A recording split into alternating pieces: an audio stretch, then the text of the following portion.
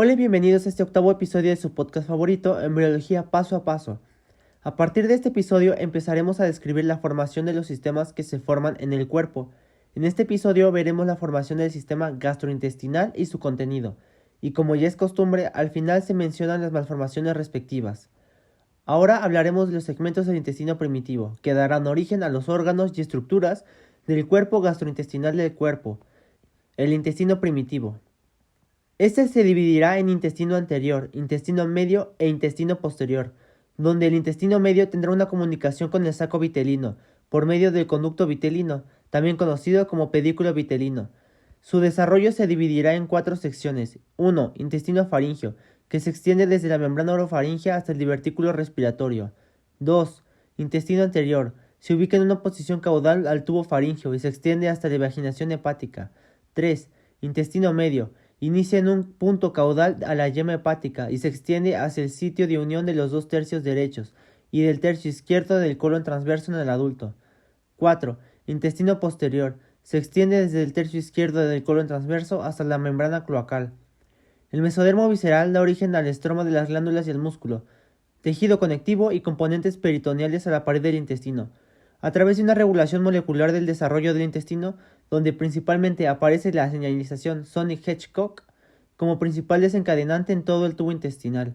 Al inicio, el intestino anterior, el intestino medio y el intestino posterior tienen un contacto amplio con el mesénquima de la pared abdominal posterior.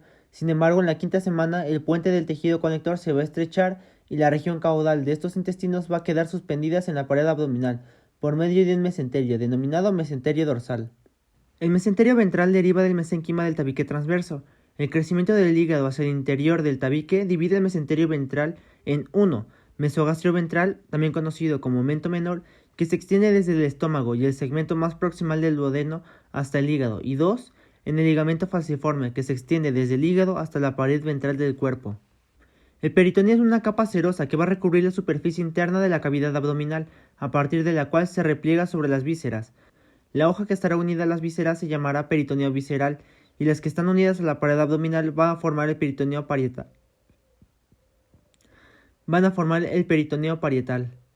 Intestino anterior. Desarrollo del esófago. Cuando el embrión tiene alrededor de 4 semanas, el divertículo respiratorio, también conocido como yema pulmonar, aparece en la parte ventral del intestino anterior en el límite con el intestino faríngeo.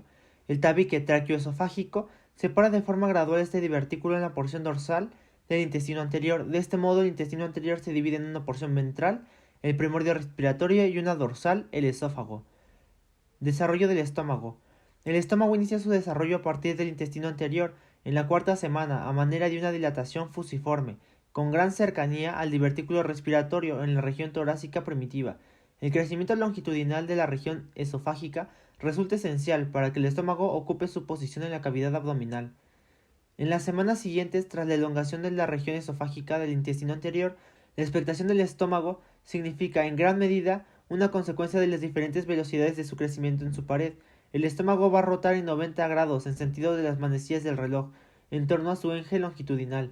Durante esa rotación, la pared posterior original del estómago crece con mayor rapidez, formando una curvatura mayor y menor. Al avanzar el desarrollo del estómago, rota en torno a un eje anteroposterior de modo tal que la región pilórica se desplaza hacia la derecha y arriba, y la porción cardíaca lo hace hacia la izquierda y ligeramente hacia abajo. El estómago asume así su posición final. Desarrollo de duodeno. El segmento terminal del intestino anterior y el proximal del intestino medio van a constituir el duodeno al tiempo que el estómago rota y luego adquiere una configuración en asa de C y rota hacia la derecha. El páncreas y la mayor parte del duodeno quedan adosados a la pared corporal posterior y una pequeña porción de la región distal del duodeno conserva una extensión del mesenterio y permanece separada de la pared posterior del cuerpo. En el segundo mes, la luz del duodeno se va a obliterar por la proliferación de las células de sus paredes, debido a que el intestino anterior esté irrigado por la arteria celíaca, en tanto que el intestino medio recibe sangre por la arteria mesentérica superior. El duodeno estará irrigado por las dos arterias. Desarrollo del hígado y vesícula biliar. El primordio hepático aparece en la mitad de la tercera semana como una evaginación del epitelio endodérmico, en el extremo distal del intestino anterior.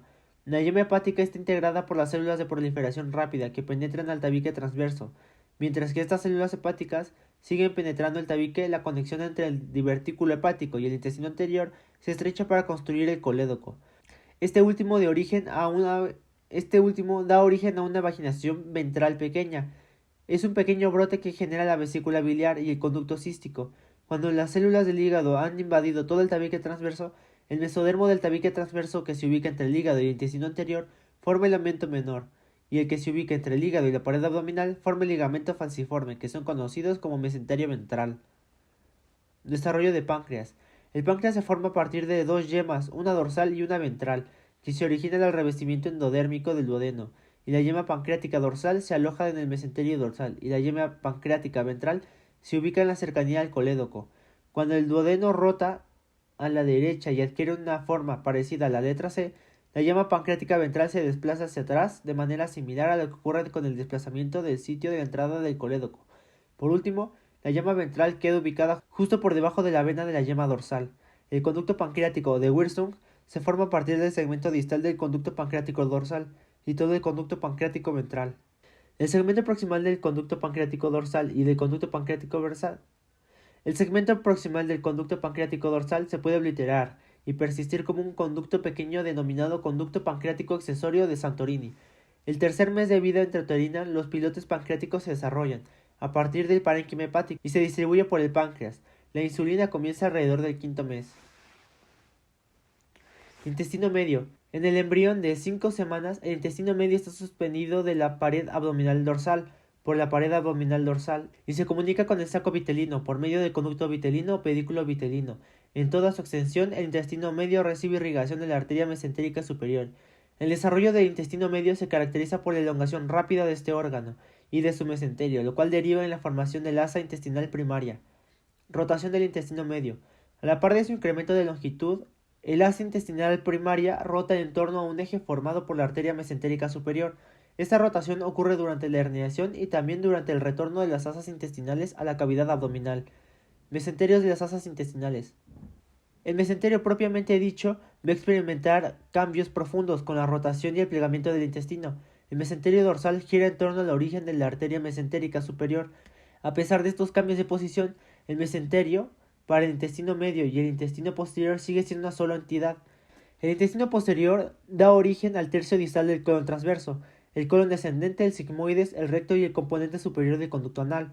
La porción terminal del intestino posterior ingresa a la región posterior de la cloaca denominada conducto anorrectal primitivo. El alantoides ingresa a la región anterior denominada seno urogenital primitivo. La cloaca es una cavidad cubierta por endodermo, que es un límite ventral, está cubierta por ectodermo superficial. Este límite entre el endodermo y el ectodermo constituye la membrana cloacal.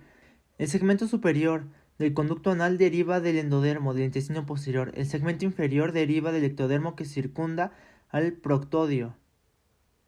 El ectodermo de la región proctodio, que recubre parte de la superficie de la cloaca, prolifera y se invagina para dar origen a la foseta anal.